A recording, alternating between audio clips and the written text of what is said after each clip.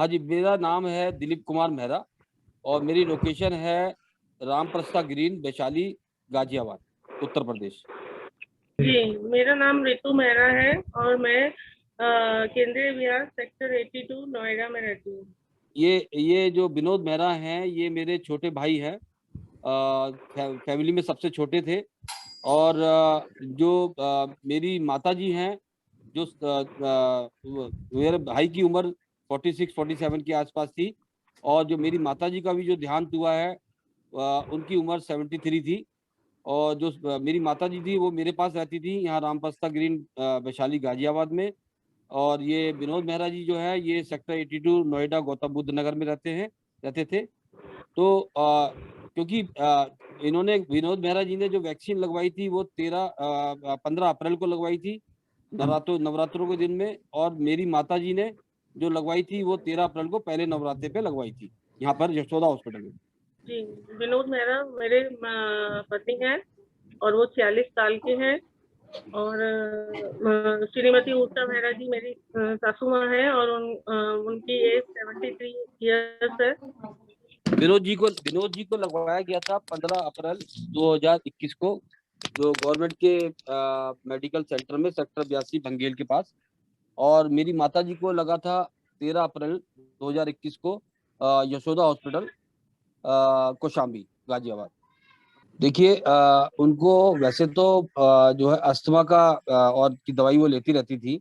But last 2 साल में lockdown से पहले उनको, मुझे याद है कि जब ये पहला लॉकडाउन लगा था, जब 20 मार्च के आसपास जो मोदी जी ने अनाउंस किया था, तो उस अनाउंसमेंट के दो दिन पहले मैंने यशोदा हॉस्पिटल में ही डॉक्टर को, हॉस्पिटल में उनको दिखाया था, जस्ट प्रिकॉशनरी। तो उसके बाद में she was absolutely all right, सारे काम अपने आप करती थी। हम पूरी एक जो बाउंडेड सोसाइटी में रहते हैं, one of the posh society of this Ghaziabad, Ramprastha green, neat and clean. यहाँ पर जो है पूरा एक्टिवली वो पूजा और टेम्पल्स में, और यहाँ की जो और भी एल्डर्स लेडीज हैं उनके साथ में बड़ा एक्टिवेट पार्टिसिपेट करती थी, वॉक करती थी, इवनिंग वॉक करती थी, मॉर्निंग वॉक करती थी, योगा करती थी। She was very very active. कोई बीमारी वैसे उनको नहीं थी। She seems very all right. और आप इससे अंदाजा लगा सकते हैं कि 21 जनवरी को मैंने अपनी 25वीं मैरिज एनिवर्सरी मनाई थी, शादी की वर्षगांठ मनाई थी सोसाइटी के, क्योंकि लॉकडाउन का टाइम था। घर घर के जो निकट के जो संबंधी थे उन्हीं को बुलाकर, और हमने घर में ही अपने नीचे सोसाइटी क्लब में छोटा सा फंक्शन किया था। मेरे पास पूरी वीडियो है जिसके अंदर मैं आपको दिखा सकता हूँ कि विनोद मेहरा और मेरी माता जी उसमें डांस करते हुए, और आप उनका अंदाजा लगा सकते हैं कि वो अपीयरेंस में, मेरे पास पूरे फुल एविडेंसेस हैं कि they were having very very good health and free from any disease except this asthma, जिसकी वो रेगुलर दवाइयाँ खाती थी। जी सर, वो उन्हें ऐसी कोई प्रॉब्लम नहीं थी, ना वो कोई मेडिसिन लेते थे। उनको हेल्थ का कोई भी इशू नहीं था काफी टाइम से। ऐसा था ही नहीं कि कभी मतलब हल्का फुल्का बुखार उखार हुआ तो घर में ले लिया, या गैस के लिए ऐसी लोग वगैरह ले ली। इसके अलावा ऐसी कोई सीवियर प्रॉब्लम उनके संग नहीं थी। वो बिल्कुल स्वस्थ थे और वैक्सीन लगाने से पहले भी वो बिल्कुल स्वस्थ थे। उन्हें किसी भी प्रकार की कोई भी प्रॉब्लम नहीं थी। और अभी तो उनके ऑफिस में भी वर्क ज्यादा था तो ओवर टाइम भी कर रहे थे। एग्जाम के चक्कर में लेट भी आ रहे थे, सब कुछ था और फिर भी परफेक्टली बिल्कुल सही थे वो। आप अगर हमें बता सकते कि वैक्सीनेशन लगाने के बाद जो पूरी घटना बनी है आपके मदर के साथ, वो पूरी घटना को अगर विस्तार में बता सके। और ऋतु जी, फिर मैं आपको पूछूंगा कि विनोद जी के बारे में जो भी घटना बनी थी पूरे विस्तार में आफ्टर टेकिंग द वैक्सीनेशन, वो अगर बता सके तो। दिलीप जी, पहले आपसे शुरू करते हैं। हाँ, क्योंकि मेरी माता जी का जो का देहांत है वो मेरे छोटे भाई के से कनेक्टेड है, तो मैं स्टार्ट करूंगा वहीं से ही कि जब मैंने 13 अप्रैल को मेरी माताजी ने वैक्सीन लगवाई, तो उसके बाद मैंने अपने भाई को फ़ोन किया कि भाई हमने ही वैक्सीन लगवा ली है, और माताजी ने भी लगवा लिया, आप भी लगवा लो। तो वो इस बात पर राज़ी हुए और उन्होंने अपने पास 15 अप्रैल को जाके गवर्नमेंट के वैक्सीनेशन सेंटर पे जाके वैक्सीन लगवा ली। वैक्सीन लगवाने के बाद में 15 अप्रैल की शाम को उनका फ़ोन आया कि भई मेरे को फ़ीवर हो गया है। हाई फीवर है, 3-4 फीवर हो रहा है। तो मैंने उनको कहा कि भई 1-2 दिन फीवर आता है, हमें भी आया था, मदर को भी आया था, ठीक हो जाएगा, कोई बात नहीं है। दो दिन निकल गए। 2 दिन बाद सिर्फ मैंने उससे हालचाल पूछा तो उसने कहा फीवर नहीं उतर रहा है, वो 3-4 ऊपर हाई हो जाता है, फिर वो 2 पे आके रुक जाता है डोलो वगैरह लेने पर। तब मैंने कहा भाई जो कोविड की जो वैक्सीनेशन सर्टिफिकेट में नंबर लिखा है, फोन नंबर 1800, मेरे को याद भी हो गया है, 1800 419 2211, उस पर कॉल करो। उसने भी कॉल किया, उनको यही कहा गया भाई जो जैसे कि पहले जो जिनका इंटरव्यू आपने लिया उन्होंने भी यही बताया, तो हमें यही कहा गया कि अरे कोई बात नहीं, कुछ लोगों के केस में ये लंबा बुखार होता है, उतर जाएगा, कोई घबराने की बात नहीं है, आप डोलो 650 लेते रहिए। मेरे को इस बात से हुआ तो मैंने भी उनको हेल्पलाइन पे फोन किया, इनकी वाइफ ने भी फोन किया, मैंने भी कहीं से कम इनके कॉल रिकॉर्ड में आपको कॉल्स मिलेंगी, अगर डीपली जाएंगे तो कोविड हेल्पलाइन की कॉल रिकॉर्ड में हमारी बहुत सारी कॉल्स मिलेंगी। और हमें हर बार यही कहा गया आपको घबराने की जरूरत नहीं है, ठीक हो जाएगा, डोलो 650 देते रहिए। जब ये 15 से 4-6-7 दिन हो गए, जब नहीं बुखार उतरा, तो खुद हिम्मत करके विनोद मेहरा जी अपनी वाइफ के साथ में टेस्ट और इधर उधर घूमे, पर उस तो हालात इतने खराब थे कि कहीं भी कोई भी यथार्थ हॉस्पिटल के सामने ही है, जैसे इन्होंने बताया एक सेक्टर 110 में, वहाँ जेपी हॉस्पिटल और भी बहुत जगह घूमे, तो कहीं भी उनको जो घर में कोई टेस्ट करने के लिए आने के लिए तैयार नहीं था, आरटीपीसीआर और अलग बदर टेस्ट, और ये गए जहाँ पर भी वहाँ लंबी लंबी लाइनें थी, तो हार थक के विनोद जी वापस आ गए। तो इस तरीके से दिन निकलते रहे, ऑनलाइन कंसल्टेशन भी ली, दवाइयाँ अपने जितनी बेस्ट हो सकती जो बता रहे थे लोग, जो सलाह दे रहे थे उनसे लेते रहे, है ना। तो पर उनका बुखार नहीं उतर रहा था। तो उसी दौरान जो है इनको जो है 26 तारीख के आसपास इनका सैचुरेशन डाउन होना शुरू हुआ ऑक्सीजन का, इनकी वाइफ ने इन्फॉर्म किया मुझे। तो 27 तारीख की सवेरे मैं फिर सोचने लगा क्या करूं, सब तरफ मारा मारी है, कहीं हॉस्पिटल में जगह नहीं मिल रही है। तो मैं फिर अपना मैं उनके घर की तरफ भागा। मैं फिर सबसे पहले त्रिपाठी हॉस्पिटल गया नोएडा में, जहाँ किसी ने बताया कि जगह मिल जाएगी, कोविड का हॉस्पिटल है, वहां गया, उन्होंने मना कर दिया कोई जगह नहीं है। फिर मैंने हार कर 108 एम्बुलेंस से फोन किया, और एम्बुलेंस जो है उनके घर पे भेजी। और विनोद मेहरा जी जो है बहुत परेशान थे, और उनको मैंने बहुत रिक्वेस्ट किया कि भाई आपको चारा नहीं है, सरकारी हॉस्पिटल में ही जाना पड़ेगा, तो आप इसमें बैठो। इनकी वाइफ और ये दोनों बैठकर ये अपने जाते हुए अपनी बेटी और बच्चे से भी नहीं मिल पाए, क्योंकि जल्दी में। और फिर ये जो एम्बुलेंस थी इनको लेके गई जहां पर इन्होंने वैक्सीन लगवाई थी, पास में ही सेक्टर 82 बंगेल के गवर्नमेंट मेडिकल सेंटर पे। तब तक जब तक मैं वहां पहुंचा तो मैंने देखा इनको कोई जगह बैठने की नहीं थी, प्रॉपर एक टेबल के ऊपर इनको बिठा रखा था। वहाँ कंस्ट्रक्शन का काम चल रहा था उस वैक्सीनेशन सेंटर में, और कोई देखने वाला नहीं था। और जब मैंने पूछा तो उन्होंने कहा कि इनको रेफर कर दिया सेक्टर 30 नोएडा के हॉस्पिटल में। तो फिर मैंने अगेन, क्योंकि वो तो एम्बुलेंस जा चुकी थी, अगेन फिर आधा पौन घंटा 108 एम्बुलेंस को बुला के फिर उनको एम्बुलेंस से बिठाया, और वो sector 30 Noida district hospital Noida के वहां पर हमने इनको ले गए। वहाँ जो है उनको इमरजेंसी में दिखाया गया, बैठकर विनोद जी ने अपना टेस्ट कराया, उस पर ऑक्सीजन उनको लगाई गई वहां पर, और उन्होंने कुछ दवाइयां डिप के थ्रू उनके शरीर में डाली। तो जब उन्होंने इमरजेंसी में चेक कराया, उस टाइम उनका सेचुरेशन लेवल 74 ऑक्सीजन का था, O2 लेवल। तो बाद में आधा 1 घंटे बाद हम सोच रहे थे कि चलो रिलीफ मिल रहा है और कहीं ना कहीं इसको ये इलाज मिलेगा, पर सडनली 1 घंटे बाद उनकी ऑक्सीजन हटा दी गई बड़ी बेरहमी से, और कहा गया आप बाहर जाके बैठो। तो मैंने पूछा भाई ऐसे कैसे हटा रहे हो अभी तो उनको? तो उन्होंने कहा नहीं, अभी इनकी ऑक्सीजन थोड़ी इंप्रूव हो गई है, अब आप ये क्या कहते हैं, आप ड्यूटी डॉक्टर से बात करो। मैं ड्यूटी डॉक्टर, 2 डॉक्टर थे, उनसे बात की। उन्होंने कहा भाई यहाँ कोई जगह नहीं है, यहाँ कोई फैसिलिटी नहीं है, हम कुछ नहीं कर सकते, आप इनको हमने रेफर कर दिया, कहीं और हायर सेंटर पे ले जाओ। मैंने पूछा कहाँ ले जाएं बताया आप? जो कहीं भी ले जाओ, लोकनायक हॉस्पिटल ले जाओ, जहाँ आपको लगता है वहां ले जाओ, हमें नहीं मालूम। बड़े बेरहमी से, मैं जानता हूँ उस टाइम प्रेशर भी बहुत था डॉक्टर्स के ऊपर भी, मैं किसी का दोष नहीं दूंगा, पर जो सिस्टम है सिस्टम को मुझे बोलना पड़ेगा। तो चारों तरफ वहां पर इमरजेंसी हॉस्पिटल में, इमरजेंसी में लाशें पड़ी हुई थी, लोग के शव पड़े हुए थे, है ना, और बहुत बुरी हालत थी। तो ये करीब 2 से ढाई घंटे वहीं टेबल पे, वहीं इमरजेंसी के बाहर बैठे रहे। क्या करें समझ में नहीं आ रहा था, मैं भी पागलों की तरह घूम रहा था, क्या करूं। कि जैसे तैसे मैंने फिर अपने एक रिलेटिव को फोन किया, उसने कहा कि भाई मैं देखता हूँ। फिर उन्होंने कहीं, ये क्लियर मेडी हॉस्पिटल है वसुंधरा में, हम थे नोएडा में उस टाइम, उन्होंने कहा वहां पर एक बेड खाली है, वहां मिल जाएगा। क्योंकि मेरे भाई का कोई टेस्ट नहीं हुआ था कहीं, क्योंकि उसमें गवर्नमेंट हॉस्पिटल ने आरटीपीसीआर टेस्ट एडवाइस किया हुआ था, जो मेडिकल सेंटर था वहाँ का, और एचआरसीटी के लिए बोला था। जब ये पहले सेक्टर 82 में दिखाने गए थे, जो कम्युनिटी गवर्नमेंट सेंटर था सेक्टर 30 नोएडा में जाने से पहले, तो वहां पर उनको आरटीपीसीआर के लिए बोला गया था, और एचआरसीटी के लिए, जो कि सेक्टर 30 के हॉस्पिटल ने नहीं किया। उसके बाद में फिर क्लियर मेडी हॉस्पिटल हम उनको जैसे तैसे लेके गए इनकी वाइफ के साथ में, और वहाँ पर ये बाहर रिसेप्शन पे बैठे रहे। तो ये कुछ इस तरह की घटना हुई कि वहाँ पर जो है एक कैजुअल्टी हुई उसी टाइम जब रिसेप्शन पे ये एडमिशन की प्रक्रिया हो रही थी। उसी टाइम किसी पेशेंट की डेड बॉडी वहाँ उस हॉस्पिटल से जा रही थी। ये बहुत मतलब कि कहते हैं अनहोनी थी उस टाइम। तो जो जिसकी डेथ डेथ हुई थी उसकी वाइफ जो है वो गवर्नमेंट उस हॉस्पिटल से कुछ कहा सुनी होगी, तो वो चिल्लाती हुई जा रही थी, और जाते-जाते उसने हमारी तरफ, मेरे ब्रदर की तरफ, हमारी तरफ एड्रेस किया कि देखिए जैसा मेरे पति के साथ यहाँ हुआ है, मेरे पत वैसा ही कहीं आपके पेशेंट के साथ ना हो जाए।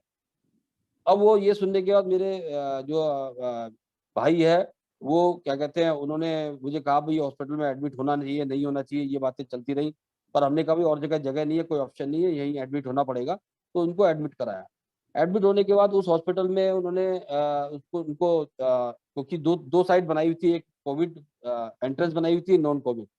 कोविड की जो एंट्रेंस थी बिल्कुल रिस्ट्रिक्टेड थी, और कोई कहीं जा नहीं सकता था अंदर, कोई अलाउड नहीं था। तो वो सीधा एक पर्सन आके मेरे ब्रदर को ले गए अंदर, और उसके बाद हमें नहीं पता क्या हुआ। उसके बाद शाम को हमने उनसे बात करी एडमिट होने के बाद, तो उन्होंने कहा भई अभी मुझे जो है कंफर्टेबल नहीं लग रहा, और यहाँ जो है अच्छा अरेंजमेंट नहीं लग रहा है ऑक्सीजन का उसका। तो मैंने बताया देखिए आप थोड़ा पेशेंस रखो, ठीक हो जाएगा। उसके बाद नेक्स्ट डे हमें पता लगा कि उनको आईसीयू में शिफ्ट कर दिया है, और उनको बाईपैप पे लगा दिया है। बाईपैप लगाने के बाद उन्होंने कहा भाई उनकी ऑक्सीजन अभी भी ये बार-बार मास्क हटा रहे थे, तो इसलिए हमने बाईपैप लगाया फॉर प्रिकॉशनरी मेजर्स। हमें ये नहीं तो हमने उसके बाद में जो है मिलने के लिए उनसे कहा, तो उन्होंने कहा अभी कोई मिलने अलाउड नहीं होगा, और आप पेशेंस रखिए। अभी थोड़ा-सा पेशेंट की जो कंडीशन है उसको सेटल करने दीजिए। नेक्स्ट डे 29 तारीख की सवेरे कहा गया कि थोड़ा इम्प्रूव हो रहा है, उनका 91-92 लेवल चल रहा है वाईपैप लगा के, और सडनली आधे घंटे बाद 10:30 पौने 11 के करीब वो फ़ोन आया कि कार्डियक अरेस्ट हो गया है। उनको सीपीआर दिया है, सीआरपी या सीपीआर क्या बोलते हैं सर्वाइव करने के लिए, बट वो सर्वाइव नहीं कर पाए। तो 11:47 के पर उन्होंने उनकी डेथ डिक्लेयर कर दी, और उसके बाद का भी जो जो है इश्यू था बड़ा बेरहमी था, क्योंकि जो उनकी बॉडी को ले जाने के लिए हमें एम्बुलेंस का अरेंजमेंट करना था, एम्बुलेंस नहीं थी। 7,000 रुपए में हमें वसुंधरा से दिलशाद गार्डन जहाँ हमने उनका क्रिमिनेशन करना था वहाँ ले जाने के लिए सीमापुरी हमसे 9 7,000 रुपए माँगे गए, जो हमें देने पड़े मजबूरन एम्बुलेंस वाले को। और जैसे-तैसे वहाँ शंटी एक सोशल वर्कर हैं जो कि उस क्रिमिनेशन सेंटर को मैनेज कर रहे हैं, उनसे रिक्वेस्ट करके उनका क्रिमिनेशन हमने वहाँ पर करवाया। तो उसी मेरी माताजी को इस बात का पता लगा, तो वो शॉक शॉक हो गई सडनली। शॉक होने के बाद में जो है वो अपने आप को सँभाल नहीं पाईं, और उसी दौरान जो है हमारे घर में जो है मेरी रिपोर्ट पॉज़िटिव आई हुई थी, कोविड हुआ था, और उसके बाद में मुझे हमें मालूम नहीं कि वो कैसे क्या हुआ कि हमारी मदर को जो है भी उनकी रिपोर्ट भी पॉज़िटिव आई।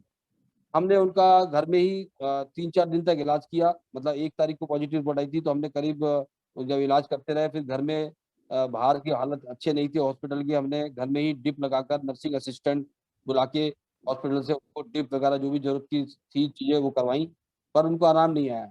फिर डॉक्टर ने कहा कि भई कोई चारा नहीं है, आपको हॉस्पिटलाइज़ कराना पड़ेगा, तो 11 मई को हमने अपनी माताजी को श्री राम सिंह हॉस्पिटल में जो कृष्णा नगर ईस्ट दिल्ली में है, वहाँ पर एडमिट कराया।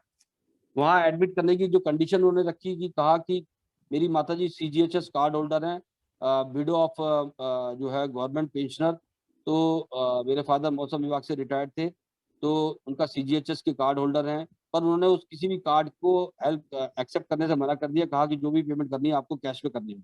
मजबूरी थी, हमने हॉस्पिटल में उनको एडमिट कराया, उनको आईसीयू में एडमिट कराया गया।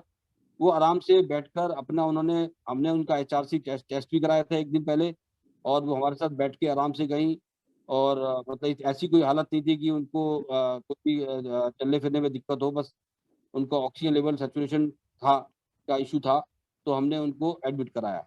वहाँ एडमिट करने के 4 दिन में वहाँ पर उस हॉस्पिटल में मैंने देखा कि हाइजीनिक कंडीशन ठीक नहीं है, और जब मैंने उनके कैंटीन का विज़िट किया पानी वगैरह लाने के लिए, तो मैं अचंभित रह गया कि टेरेस पे इस तरीके की जगह पे उन्होंने खाने का अरेंजमेंट किया हुआ था पेशेंट का, कि जिससे ऐसा लगता था कि उसको खाने उस सारे खाने को खाने से और पेशेंट को जो है इन्फेक्शन हो जाएगा। तो ऐसी गंदी जगह पे उन्होंने खाने का अरेंजमेंट टेरेस पे किया हुआ था कि जहाँ पर मेडिकल वेस्ट पड़ा हुआ था, स्क्रैप पड़ा हुआ था, वहीं पर ही एक किचन के कमरे में खाना बन रहा था।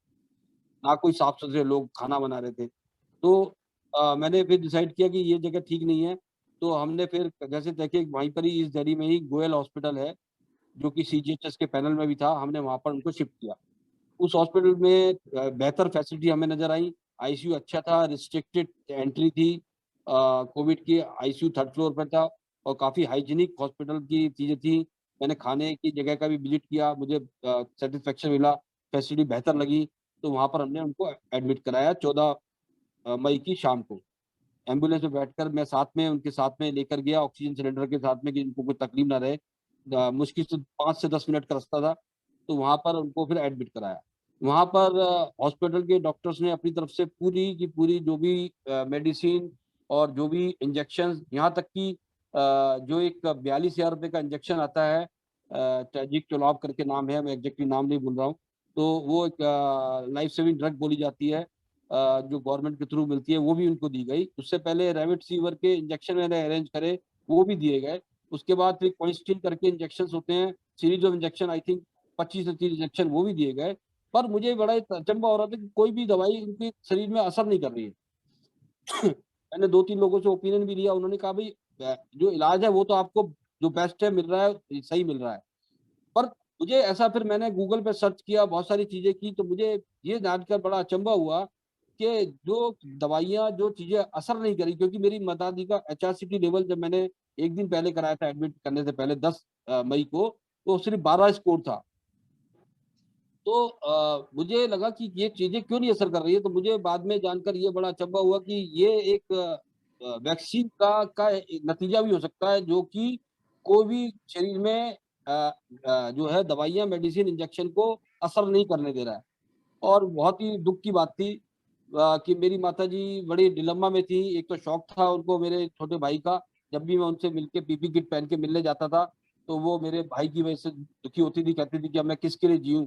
फिर मैं उनको मोटिवेट करता था कि उसके छोटे बच्चे हैं, मैं उनकी रिस्पॉन्सिबिलिटी अकेले नहीं सँभाल पाऊँगा, आपका साथ चाहिए मुझे और आप मेरे साथ चलिए रहिएगा। तो वो उन्होंने कहा, "हाँ, बिल्कुल मैं ठीक होके आऊँगी।" बीच-बीच में कई बार उन्होंने मुझे टेलीफ़ोन क्योंकि टेलीफ़ोन उनके पास हमेशा अपने पास फ़ोन रखती थी आईसीयू में भी, हमने कई बार हटाने की कोशिश की, वो कहती नहीं मैं I should be connected with all तो वो फ़ोन भी करके कई बार कहती थी कि मेरा निकनेम दीपू है, दीपू मैं अब ठीक हूँ, तो मुझे बड़ा एकदम राहत मिलती कि चलो ठीक हो रही है। पर थोड़ी टाइम बाद ही जब दवाइयों का असर कम होता था, फिर उनकी O2 लेवल डाउन होनी शुरू हो जाती थी। तो इस तरीके से उन्होंने 17 से 18 दिन फाइट करी आईसीयू में। फिर डेथ से 2-3 दिन पहले उनके आरटी-पीसीआर के टेस्ट हुए 2 बार डॉक्टर्स ने कराए, तो उनकी रिपोर्ट नेगेटिव आई। तो डॉक्टर्स ने उनको फिर नॉन कोविड आईसीयू में शिफ्ट कर दिया। वो कोविड से नॉन कोविड आईसीयू में जब शिफ्ट किया, उसके बाद उनका पता नहीं क्या हुआ कि और ज़्यादा डिटेरियोरेट कंडीशन होनी शुरू हो गई वहाँ पर और बड़ी विडंबना मेरे को रोना आ रहा है अब कि जिस दिन मेरी माताजी का 27 मई आधार कार्ड में 27 मई 1948 उनका डेट ऑफ बर्थ लिखा है और मैं आईसीयू में जाकर सवेरे उनके लिए घर से सूजी की खीर बना के लेके आया, पूजा करके लेके गया। हमारे यहाँ प्रथा है कि हम जिस दिन जन्मदिन होता है तो उस दिन हम जिसका जन्मदिन है उसका टीका करते हैं और उनको कुछ हलवा बनाकर या ऐसी चीज़ खिलाते हैं। तो मैं लेके गया उनको मैंने उनके मुँह पे वाइपर लगा था, बोल नहीं पा रही थी, कुछ खाया भी नहीं था, वाइपर लगे होने की वजह से पानी भी नहीं पिया था, वो पानी के लिए तरस रही थी और खाने के लिए तरस रही थी, बट कुछ नहीं खा पा रही थी। तो डॉक्टर्स कह रहे थे कि हम ड्रिप के थ्रू दे रहे हैं। तो उन्होंने जो है आईसीयू मैंने सबको बताया स्टाफ को कि आज मेरी माताजी का बर्थडे है, तो मैंने भी हैप्पी बर्थडे कहा। सब लोगों ने उनके बगल में एक माताजी थी, उन्होंने भी कहा हैप्पी बर्थडे। तो उन्होंने सिर हिला के सबके बर्थडे विश का अभिवादन एक्सेप्ट किया। और उसके बाद में मैं उनका लेवल उस टाइम वाईपैब लगा के 80, 70, 80 के बीच में घूम रहा था। मैं थोड़ी देर के लिए दोपहर में घर गया और शाम को जब मैं आया उनसे मिलने के लिए, उस टाइम साढ़े 6-7 का टाइम था, तो मैंने आवाज़ दी मम्मी, तो उन्होंने अपनी आँख हल्की-सी खोल के मेरी तरफ देखा और फिर उसके बाद मैंने कहा हिम्मत रखो मम्मी। तो उन्होंने उसके बाद में बस आँख खोल के मेरी तरफ देखा और उसके बाद ही सडनली क्या हुआ कि जैसे ही मैं मिल के अंदर को बाहर को जाने लगा तो आईसीयू में फिर एकदम मुझे डॉक्टर ने बुलाया कि देखिए आपकी माताजी की एकदम O2 लेवल डाउन होता जा रहा था। मेरे सामने मैंने देखा कि जो मेरे सामने उस टाइम 70 से 80 के बीच में चल रहा था, वो एकदम डाउन होना शुरू हो गया 56, 54, 53, 52, 51, 48 इस तरीके से नीचे जाने लगा। तो डॉक्टर्स ने कहा देखिए लग रहा है आपकी मदर वेंटिलेशन का टाइम भी देगी कि नहीं। तो मैंने आपको पेपर साइन करने होंगे, तो मैंने वेंटिलेटर के लिए पेपर साइन किए, उन्होंने वेंटिलेटर का अरेंजमेंट करने लगे। उनके मुँह में मेरे सामने ही उन्होंने पाइप डाला ऑक्सीजन देने के लिए, जो बहुत ही देखा नहीं जा रहा था, वो तड़प रही थी और ऐसा लगा जैसे वो मेरा ही इंतज़ार कर रही थी और मेरे सामने उसके बाद ही उन्होंने आप सरेंडर कर दिया कि अब मुझे जाना है। उनके प्राण निकलने शुरू हो गए। मुझे मालूम नहीं है कि वेंटिलेटर लगाने की तक ज़िंदा थी या नहीं, पर डॉक्टर्स ने वेंटिलेटर के आधे घंटे बाद करीब 8 साढ़े 8 के बीच में डिक्लेयर कर दिया कि शी इज़ नो मोर। तो इस बात मेरी बहुत दुखद स्टोरी है और उसी टाइम किसी ने मुझे, जब मेरी माताजी के प्राण निकल रहे थे, तो मेरे किसी ने मुझे फ़ोन करके बोला कि आपके भाई का एनडीटीवी पर कवर आ रहा है, जो ट्विटर कुछ किया था, उसको एनडीटीवी ने रितु मेहरा जी के ट्वीट को अपने टेलीविज़न स्क्रीन पे दिखाया है विनोद मेहरा जी की फ़ोटो के साथ। तो मैं बड़ा उस टाइम बहुत दुखी था कि अब माताजी चली गई हैं। तो ये एक बहुत ही दुखद घटना थी मेरे लिए कि 1 महीने में मुझे अपने हाथ से अपने भाई को जो है अग्नि में जो कर देना पड़ा, अग्नि लगा देनी पड़ी और अपनी माताजी को भी अग्नि देनी पड़ी। भाई का तो हमने जो है जिस दिन अग्नि दिया था, जिस दिन अस्थि नेक्स्ट डे ही अस्थि विसर्जन के लिए गढ़गंगा जाकर उसके बेटे को लेके हमने सारे ही जो भी स्पिरिचुअल्स थे, जो 13 दिन के होते हैं, वो हमने सारे के सारे वहीं सेकंड डे ही, क्योंकि हमें लगा कि सिचुएशन बड़ी खराब है, तो हमने जो भी 10वाँ क्रिया और हवन शुद्धि का जो भी कराना था इसके भाई के हाथ से, बेटे के हाथ से, वो हमने वहाँ करा दिया। माताजी का अभी थोड़ी सिचुएशन ठीक थी, तो हमने अपने घर में ही 13 दिन का पाठ रखा हुआ है। उनका जो है अस्थि विसर्जन हमने लास्ट संडे गढ़गंगा में जाके किया। 1 ही महीने में मुझे गढ़गंगा में 2 बार जाना पड़ा, 2 ब अपने भाई के और अपनी माताजी के दोनों के अस्थियों को ले जाकर। तो मेरे लिए जो बहुत ही इससे भयानक बोलूँ या मेरे लिए इससे बड़ी जो है ना हृदय विदारक, भगवान किसी को न दे, ऐसा पता नहीं हमसे क्या गलती हुई, जो हमने जो है ये वैक्सीन लगवाई कि, और मैं 100% श्योर हूँ, मैंने इतनी इस अभी तक डीपली एनालिसिस किया है, लाखों मैंने ट्विटर पे मैसेजेस दिए हैं और मैंने बहुत सारे गूगल पे रिसर्च भी किए हैं और आप लोगों का जो प्रयास चल रहा है इस वैक्सीन ग्रुप में, वो भी मैं एक्टिवली पढ़ रहा हूँ। जबकि मैं अपनी माताजी के लिए हॉस्पिटल के चक्कर लगा रहा था, हॉस्पिटल के बाहर बैठ के जो है दिन गुजार रहा था। उसके बावजूद भी मैं आपके लोगों के मैसेज देख रहा था, आप लोगों का प्रयास जो है बहुत ही अच्छा है और मैं गवर्नमेंट से ये गुज़ारिश करता आ रहा हूँ कि हमारे को एक डेटा दीजिए कि कितने लोगों की अब तक डेथ हुई है, उन डेथ में से कितने लोगों ने कोविशील्ड की वैक्सीन लगवाई थी। तब ये पता लगेगा, क्योंकि मेरे हिसाब से जो लहर, ये सेकंड लहर और थर्ड लहर जो आ रही है, ये उसकी वजह कोई कोविड नहीं है। इसकी वजह है कि जितने ज़्यादा लोग वैक्सीन लगवा रहे हैं, उतने ही ज़्यादा लोग मर रहे हैं। अब मेरे भाई की और जो आप जो केस पहले भाई साहब ने जो अपना जो जिनकी डेथ हुई उनके बारे में बताया, बहुत मिलता-जुलता है। मेरे भाई को भी हाई फीवर रहा और जो है वो 3-4 रहा, उतरा नहीं, ठीक है? और अगर कोविड हेल्पलाइन जो सिर्फ़ नाम के लिए है, उन्होंने अगर टाइमली कुछ एडवाइस कर दिया होता है कि नहीं 2 दिन 3 दिन से ऊपर हो गए, आप टेस्ट कराइए या ब्लड पतला करने की तो कुछ दवाई खाइए। क्योंकि मेरे भाई का मैंने जब सारी टेस्ट रिपोर्ट भी सारी विज़िट की, देखी, तो उसमें ये ज़ाहिर हुआ कि उनका डी डाइमर काफ़ी बढ़ा हुआ था और डॉक्टर और हॉस्पिटल भी एक शक के दायरे में है, जहाँ पे उनका इलाज हुआ, क्योंकि उनको वहाँ पर एचआरसीटी टेस्ट, जबकि ये डिसाइड हुआ था कि जब वो एडमिट करेंगे, पहले एचआरसीटी टेस्ट करेंगे कि लंग्स में क्या इन्फेक्शन है। उन्होंने एंटीजन टेस्ट कराया था और एंटीजन टेस्ट में उनको बताया गया कि कोविड पॉजिटिव है। वो मुझे डाउट है वो डेथ से बाद में कराया है या पहले कराया है, तो ये मुझे बहुत बड़ा डाउट है। और एक उन्होंने डिस्चार्ज समरी जो बना के दी, वो ठीक से बना के नहीं दी। मैं आज फिर गया था हॉस्पिटल में कि मुझे टेक्निकली प्रॉपर डिस्चार्ज समरी बना के दीजिए और एईएफआई के लिए उन्होंने रिफ्यूज कर दिया कि हम कुछ डेथ सर्टिफिकेट, क्योंकि उन्होंने ही निकाला था, तो उन्होंने कि हम कुछ नहीं इसमें लिख कर देंगे आपको। तो इसी दौरान क्या हुआ कि जब ये एनडीटीवी ने कवरेज कर ली और मैंने जब एक्टिवली जन सुनवाई पोर्टल और ईमेल बहुत एक्टिवली मैंने ईमेल डीएम को और सीएम को और डॉक्टर हर्षवर्धन को, मतलब मैंने कोई एवेन्यूज, कोई दरवाजा नहीं, ऐसा नहीं है जो मैंने नहीं खटखटाया। और मेरा भी प्राइम मिनिस्टर की ग्रीवेंस सेल पे भी जो सरिता नायर एक ऑफिसर डेजिग्नेटेड है, जो अभी केस प्रोसेस में दिखाया जा रहा है इन्वेस्टिगेशन का, क्योंकि सीरम इंस्टीट्यूट ने हाथ झाड़ दिए, उन्होंने भी कहा कि हम कुछ नहीं करेंगे। आज ही मैंने सीरम इंस्टीट्यूट को दोबारा मेल डाली है और दिल्ली के चीफ मिनिस्टर को भी मेल डाली है, डॉक्टर हर्षवर्धन को, जिसपे कि मैंने अपने माताजी का भी और अपने भाई का, दोनों का हाल लिखकर मेल पे डाला है और सीरम इंस्टीट्यूट के डॉक्टर चेतन आनंद को कॉपी की है कि ये इन्वेस्टिगेशन क्यों नहीं कर रहे हैं।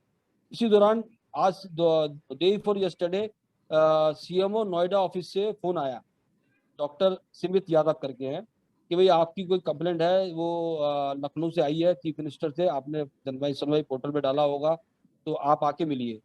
तो कल जो है विनोद मेहरा जी की वाइफ और मैं ये अपने घर से वहां पहुंची, मैं अपने घर से वहां पहुंचकर हम दोनों ने जाके उनसे मुलाकात की। उन्होंने हमसे कुछ कागज मांगे, कुछ देखने के लिए पूछा, हमने सारा उनको व्यक्त किया। उन्होंने कहा कि आपका मैटर जो है हाई लेवल मैटर पे गया हुआ है और कमेटी बैठेगी, उसके बाद उसको इंक्वायरी करेगी, उसके बाद ही क्या होगा वो आपको बताया जाएगा। फिर अगेन आज रितु मेहरा जी ने मेरे को इन्फॉर्म किया कि इनके पास भी फोन आया और अगेन कल जो है दोबारा बुलाया गया कि अपने सारे ओरिजिनल कागज लेके आइए और हमें आके बताइए कि आपके मैटर का इन्वेस्टिगेशन किया जाएगा। तो अभी तक का ये समरी मैंने काफी विस्तार में बताया, बहुत टाइम ले लिया आप लोगों का, मैं क्षमा चाहूंगा। Thank you very much. जी सर, जैसा कि मेरे ब्रदर इन लॉ ने अभी बताया इतना डिटेल में, वही था कि जैसे हस्बैंड को जिस दिन एडमिट किया था उनका अगर ठीक से टेस्ट किया जाता, फर्स्ट नाइट तो वैसे ही खराब कर दी गई और हमसे बात भी नहीं हुई। रात को मेरी भी उनसे बात हुई तो उन्होंने मुझे कहा कि मैं बेटर फील नहीं कर रहा हूँ, मुझे बहुत गर्मी लग रही है। और नेक्स्ट डे सुबह वो बोल नहीं पाए। कॉल किया था मैंने 8 सवा 8 बजे, लेकिन मेरी बात नहीं हो पाई। हाँ हूँ धीरे से ऐसे बस बोले थे, क्योंकि बताया गया था कि मास्क लगा हुआ है। 12 बजे के बाद से किसी भी फैमिली मेंबर की बात नहीं हुई है। आईसीयू में जब वो चले गए थे उसके बाद से फोन बंद कर दिया गया। लेकिन ट्रीटमेंट अगर उनका जाते ही ठीक, मेरा कहना ये है कि ट्रीटमेंट अगर सही से मिलता, उनका टेस्ट हो जाता, तो सर कुछ हो सकता था, लेकिन ये लापरवाही ही कही जाएगी। नहीं, ऐसा है कि ना तो क्लियर मेडी हॉस्पिटल जो ने हमसे या गवर्नमेंट के हॉस्पिटल ने इस बारे में पूछा कि आपने वैक्सीन लिया है, नहीं। और ना ही जब मेरी माताजी को जब हमने एडमिट किया, वहाँ के किसी डॉक्टर्स ने हमसे जो है इस बारे में पूछा। हमें उस टाइम तक इतनी एक्टिवली जानकारी भी नहीं थी फ्रेंकली कि वैक्सीन की वजह से भी कोई कुछ ऐसा हो सकता है। तो हमसे किसी ने भी इस वैक्सीन के बारे में डिटेल में जानकारी नहीं मांगी और AEFI के बारे में हमको जानकारी थी भी नहीं।